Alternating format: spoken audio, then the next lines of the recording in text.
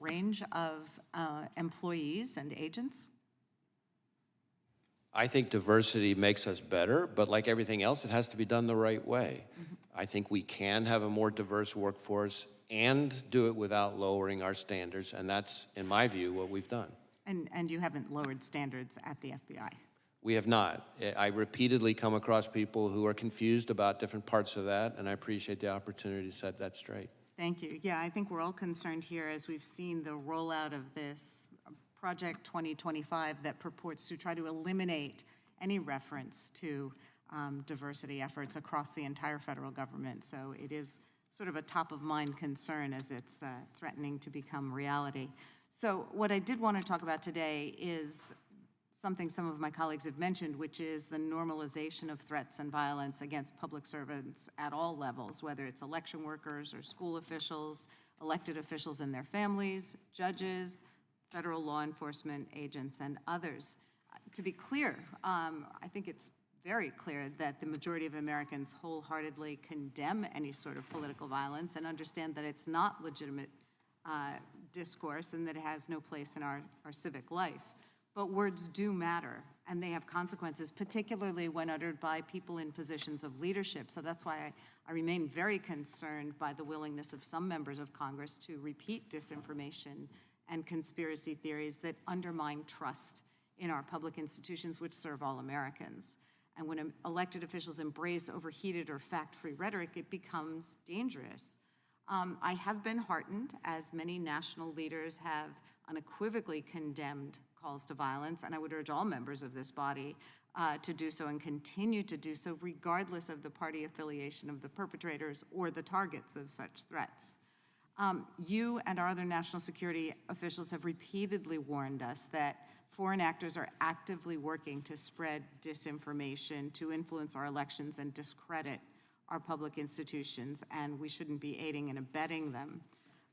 So to live in a country that we aspire to, where our most valued democratic processes like free and fair elections can be carried out unimpeded, and people can run for office, serve their communities, and exercise their right to vote without fear of violence, we've had some concerns about violence around our elections. In 2020, the endorsement and promulgation of falsehoods about the election results by the former president and his campaign led to threats and attacks against election officials and poll workers in Pennsylvania. And those falsehoods also wasted millions of taxpayer dollars on frivolous lawsuits and extraordinary security costs. So as we're again approaching November, we want to ensure that those who implement and defend our elections, our neighbors and our nonpartisan civil servants, can do that important work free from conspiracy theories and threats. So we know our local law enforcement across Pennsylvania are preparing for some disruption and threats because while Pennsylvania may be a battleground state in the upcoming election, that battle should obviously be a war of words over policy and the vision we're charting for our country's future, not an actual civil war. So how is the FBI working with state and local law enforcement to prevent and respond to election-related violence, particularly against election workers? So in a variety of ways, we're partnering with state and local law enforcement. Obviously, the physical security in the first instance, in most of the respects you're talking about, is in the ordinary course, the responsibility of state and local law enforcement. But we play an important role in a number of ways. So we share, threat bulletins, information like that about things to be on the lookout for, things we're seeing. If we ever have specific threat information, then we work to get it to the right people. We have election crime coordinators, which we've had for decades in all 56 field offices who have existing relationship with not just state and local law enforcement, but election officials, especially focus on security and threat-related issues. And then, of course, we're participating in the Election Threats Task Force that DOJ set up, which is focused on threats of violence or actual violence against election workers specifically. And we've had a number of arrests and even some convictions already on that. Okay. Thank you for your input. I yield back. General Lady yields back, Director. It's my intention to go approximately another half an hour. Then we will we'll break for the Prime Minister of Israel's address to the Congress on the floor, give you a chance for lunch, and then resume after that. But we'll keep pushing through for the next half hour if we can. The gentlelady from Indiana is recognized. Thank you, Mr. Chairman. Thank you, Director Wray. I think you have a little bit better tone in conversation, so I appreciate it, and answer some questions, so I appreciate it. Hopefully you'll answer also on 2 letters that I sent you over a year ago, one related to Durham report, and the other one related to Russian-infiltrated SBU that collaborated with FBI. So hopefully we'll get these answers, and hopefully we'll start doing authorization. Don't you think doing authorization would help us to get better answers? Congress should be probably working authorizing new agency. Don't you agree with that? We work very hard to try to get information to this committee and to other committees. But authorizing spending probably would be a good thing for us to do. Don't you agree? Oh, I'm sorry, authorizing what? Our spending, not just doing appropriating, but actually doing authorization of spending through this committee. Yes. Okay, thank you. We might start doing that. But we can talk about, and a lot of my colleagues on the other side, AR-15 gets a lot of bad rap, like to bring it up, this issue. But really, there are a lot of hunting rifles that probably, maybe even more accurate than a lot of ARs. And don't you agree, we have like millions, right? Don't you agree, we have millions of rifles owned by law-abiding Americans. So do you think we should be taking them? Millions of rifles from law-abiding Americans? What do you think about that? Would that be something feasible, and really we should be doing that? Well, again, I'm not going to be addressing anybody's specific legislative proposal. From our perspective, from the FBI's perspective, the concern is any dangerous weapon in the wrong hands. But all weapons in the are hands dangerous. of the wrong person. But all weapons are dangerous, right? I'm sorry? All weapons are dangerous. Knives are dangerous, Sure. Explosive are dangerous. There are a lot of weapons are by their very but are we going to be definition confiscating, hunting rifles and rifles for millions of Americans? Do you think it's even feasible to do something like that from law-abiding citizens? It's not something I'm advocating. Okay, well, thank you. I appreciate that. So we have to go back. That was a catastrophic failure of security. That's what's happened, recently with attempted assassination. Don't you agree with that? Well, I think former Director Cheadle has already publicly acknowledged that it was, I think her words were, a significant operational failure. Yeah. Then we had, similar situation, a different, talking about bad optics. So Speaker Pelosi at that time didn't want to have bad optics on January 6th, and we didn't have proper security here on January 6th. That was a catastrophic failure too. Are we looking at that? Any one conclusion was made from that? Have we made any adjustments? Because I know a lot of people, got hurt now just being here. It was a lot of cases bringing up the Department of Justice, and a lot of them were really just law-abiding Americans that really just upset with the government, and they have a reason to do it. So I think we need to think about it before we prosecute, or instead of actually, looking how we can deal with real criminals and how we can have a proper security when we have events with so many people there. So did you have confidential human sources? I think you never answered that question on January 6th in the Capitol. Did you have some? I'm sorry, what's the Confidential human sources. Did you have them on January 6th in the Capitol? Well, again, I'm never going to be getting into when and where we Okay, have or have not used confidential human sources. But are you willing to stand the record that you had no confidential human sources that went into Capitol on January 6th? as I've said consistently, I'm not going to get into where we have or have not used confidential human sources. I can tell you that if you are asking if the violence at the Capitol on January 6th was part of some operation orchestrated by FBI sources or agents, the answer is no.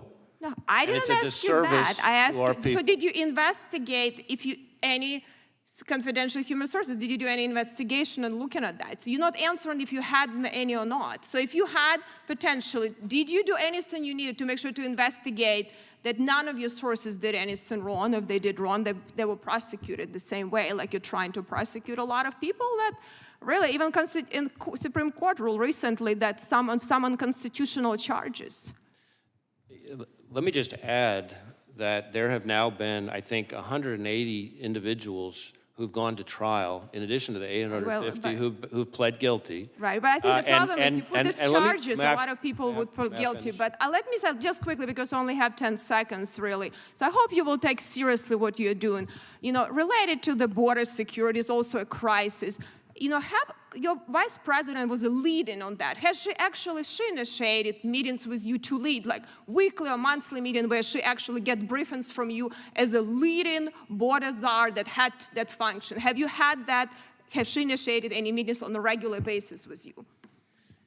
Again, Gentlelady's time has expired. The gentleman can respond. right, on this issue of confidential human sources, number one, I will say there is a DOJ OIG review that's underway that I think addresses some of these kinds of topics, I believe, but I won't speak for the Inspector General.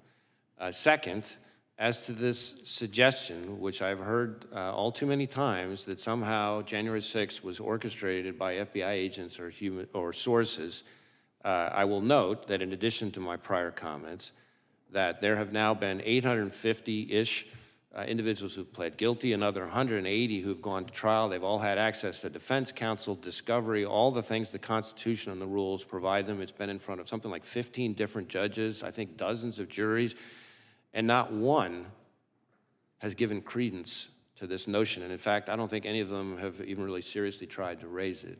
So it's not just my word for it. Look what's happening in the cases. Thank you. The gentleman from Colorado is recognized for 5 minutes. Thank you, Mr. Chairman. Thank you, Director Wray, for being here, for your testimony today, for the work that you do each and every day, and that your frontline agents across the country do each and every day to protect Americans, to keep our country safe. Also grateful for the work that you're doing in investigating the horrific events of July 13th and the attempted assassination of former President Trump, which everyone must and has condemned. I would first just ask, do you believe that the FBI has the adequate resources to ultimately ensure that your agency gets to the bottom of it and fully investigates this terrible crime? Well, we are devoting massive amounts of resources to this specific investigation.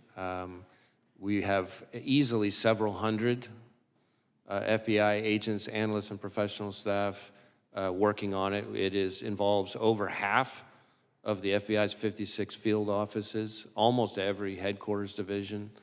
We even have some of our overseas offices working on it. You might say, well, why is that? Well, because some of the companies that involve accounts or purchases or communications or what have you that the shooter used are foreign companies, so we have to get evidence from overseas from those companies.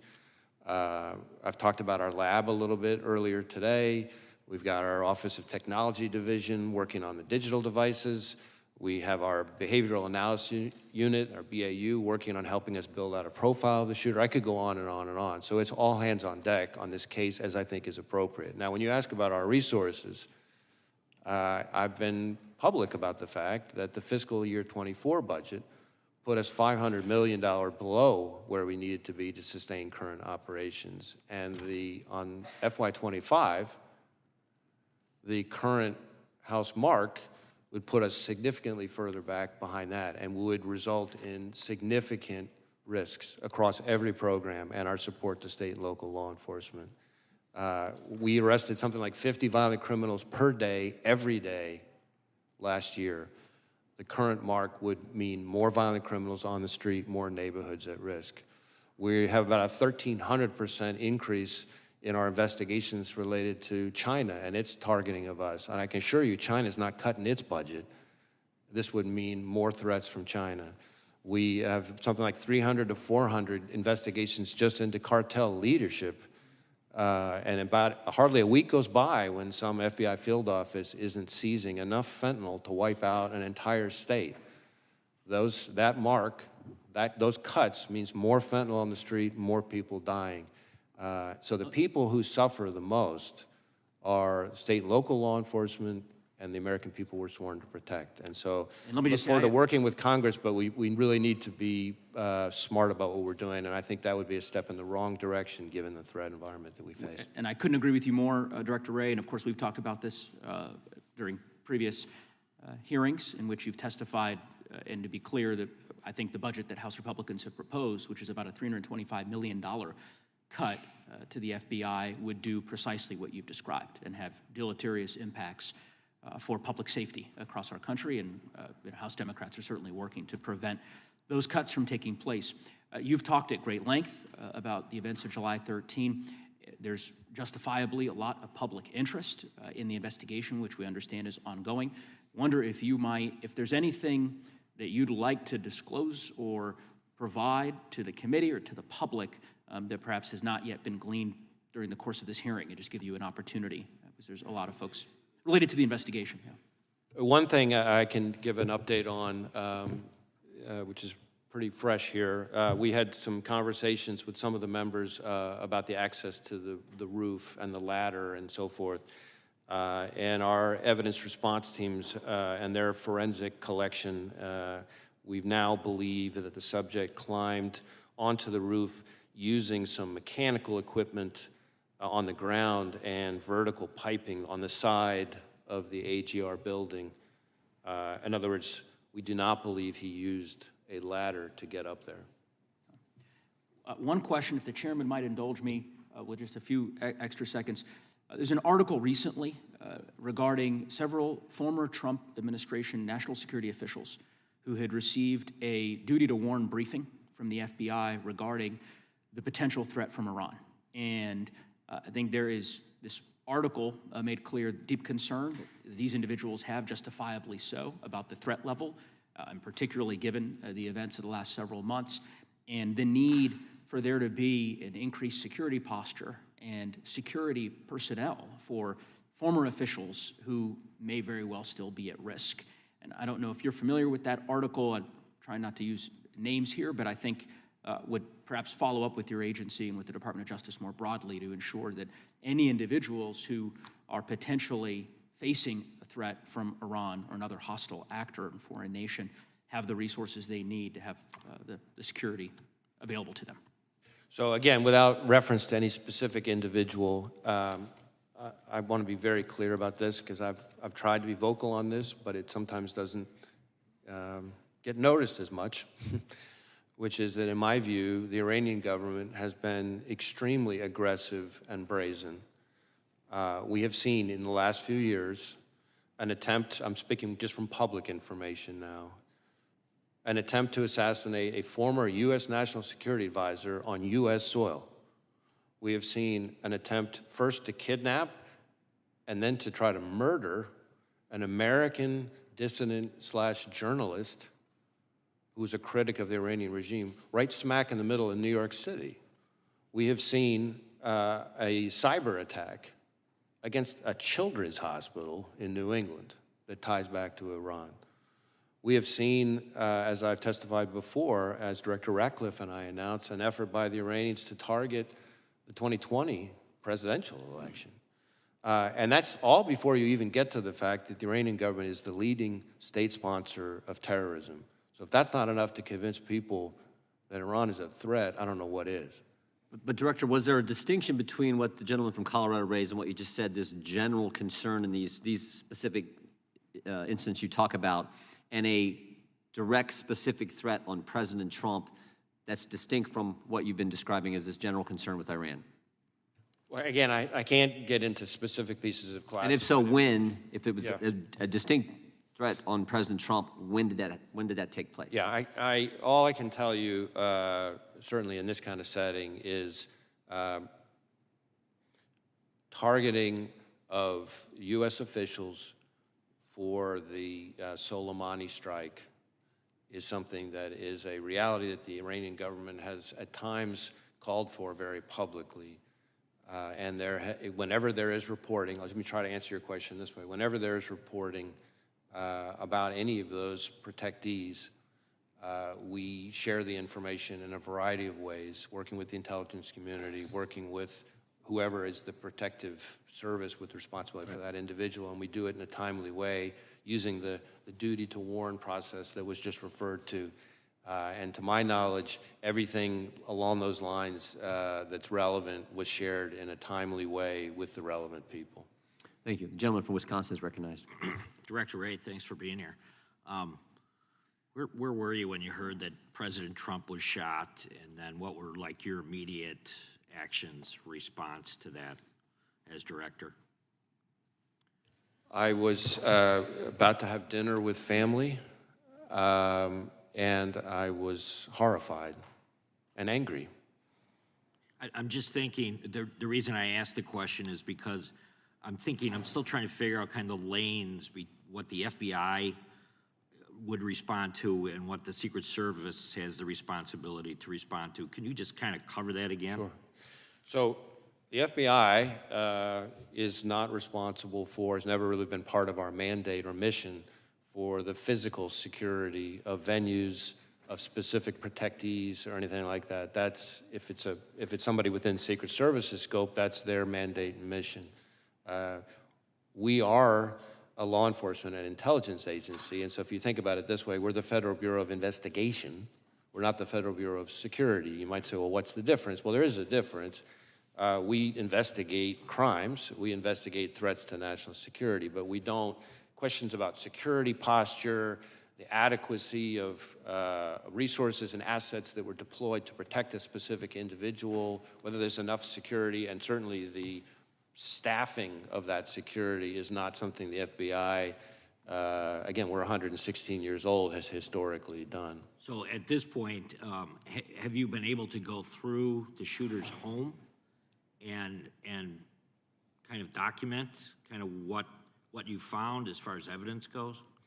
So we have been able to search the shooter's home. So again, just sort of tying your first question to your second question now, you know, our role is to conduct an investigation of the shooter and the attack. And so we're going to conduct a painstaking, intense investigation of that.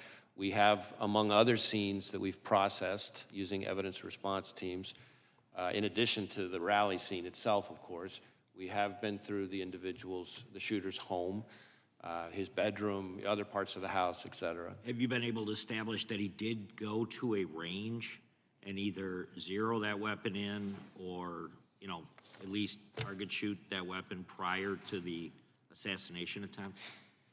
So we do assess that he went to a shooting range the day before, not the only time he went to a shooting range. He was a fairly, avid might be a little strong, but a fairly avid, shooting hobbyist. And so he went to, belonged to different sort of clubs and went to certain ranges and that kind of thing. We do believe, based on what we've seen so far, that he went to a shooting range the day before and that he shot an AR-style rifle at that range the day before.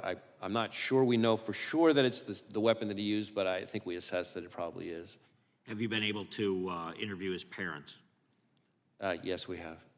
And was there anything that was gained from that interview that would lead you to believe that they certainly were aware of what was going on?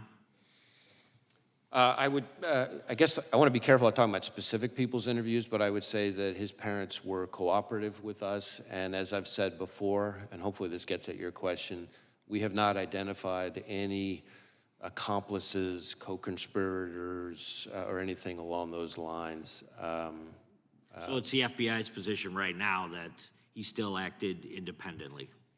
Again, we're still, I know it seems like a lifetime since July 13th, but we're still early stages, but we have not seen anything so far that would suggest to us that he acted with others.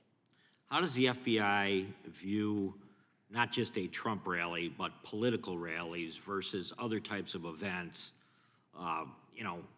from a security perspective, compared to a college football game or any mass, large crowd type gathering? Because I think one of the things that's most difficult to really to swallow at this point is that the idea that these Trump rallies have been happening for years and that there could be such a lax approach to the physical security of those fairgrounds that day. And I'm wondering, where does this fall? And then on top of that there were other presidential candidates out there that didn't have full Secret Service protection. RFK Jr. has been the most vocal about it. I was wondering if you could comment on the facilities as well as providing security for presidential candidates.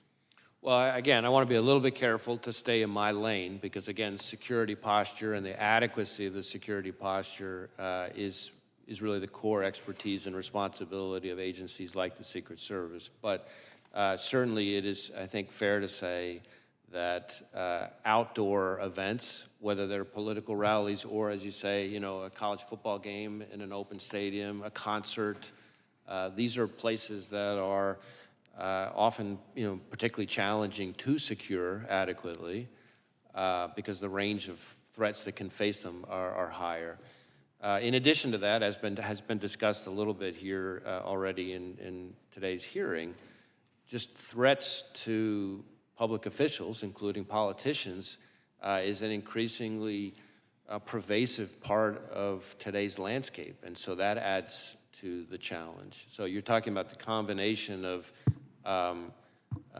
individuals who are increasingly targeted for violence, combined with venues that are softer and harder to secure targets, I guess is the way I would answer. But again, those kinds of questions, the adequacy of the security posture, all the resources that were or were not devoted, all that stuff, is my understanding would be very much in scope for the DHS Inspector General investigation and this outside independent panel that's been appointed. I yield back. Gentleman yields back. Director, I think we're going to be able to get two more members' times of question, then we have to get to the floor for the Prime Minister. Gentlelady from Georgia is recognized. Thank you, Chair Johnson, and thank you so much, Director Wray, for your transparency and your testimony today. First, I want to say my friend, my mentor, Congresswoman Sheila Jackson Lee, was known by many as the voice of reason here in Congress, and she was my friend before I even came to Congress. And in my freshman year, she kind of took me under her wing and she kind of showed me the ropes. And she was a force to be reckoned with. And I can say that she will never, ever be replaced. And she was a trailblazer, and I know that she will sorely be missed here in Congress. Director Wray, I only have one question for you today, but before we get to that point, I'd just like to reiterate today that political violence is never acceptable. Regardless of how different our political values and views are, attempted assassinations are a stain to the very democratic ideals of this nation.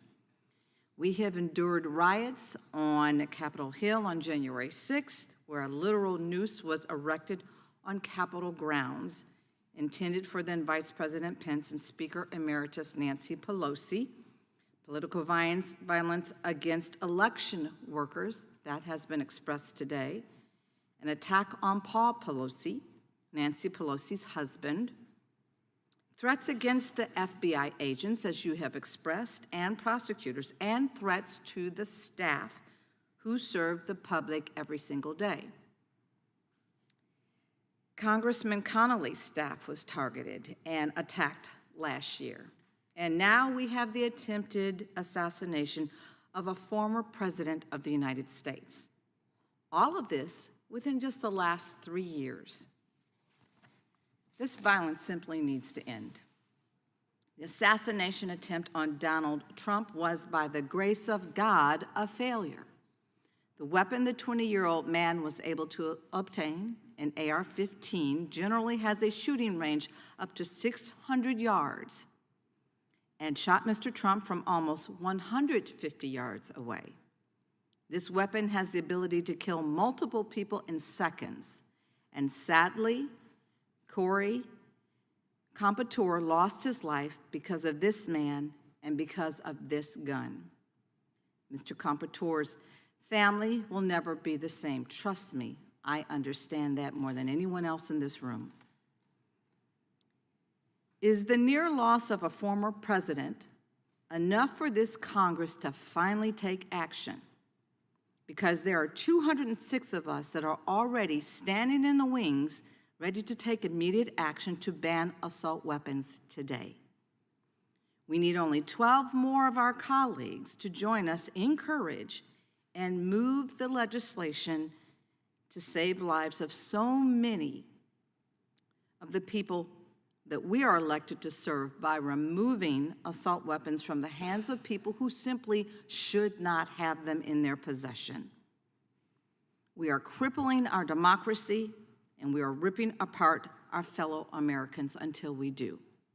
I ask today, because it is clearly it wasn't enough to take action when the lethality of assault weapons, we lost 26 and 7-year-olds and 6 teachers in 2012, when I also lost my son to gun violence, or 14 teenagers and 3 more teachers in 2018, nor was it enough when we lost 19 more children and 2 more teachers in 2022.